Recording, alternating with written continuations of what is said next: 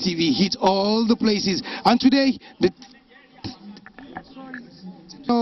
shutting it down, and it's all about Arekola Olatunji.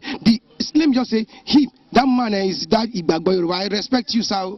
I think that we did the same age mate, but as they celebrate us, so oh my God, yes, ma'am. Can we get to know you very well? My name is Táwa Yusuf.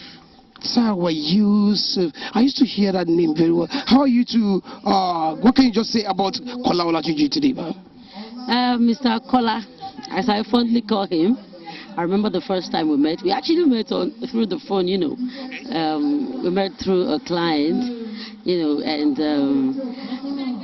we had a sort of clash, let me just put it that way. And, you know, he called me on the phone and he was ranting, and I was like, hey, who the hell is this? And, you know, and before I knew it, we became so close, and he's been an amazing guy, yeah.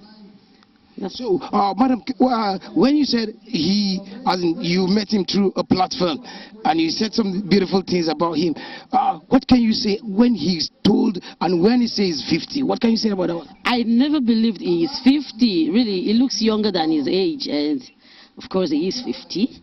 And I mean, seriously, I was shocked when he said he was 50. So, like, how old have you been expecting from him? In his mid-40s. That's how he looks. Yes, I would want to use this medium to appeal to all youths out there to be contented with whatever it is they have, and should, you know, just stay calm. There is always time for everything, and when there is life, there is hope. Yes, that's all I want to say.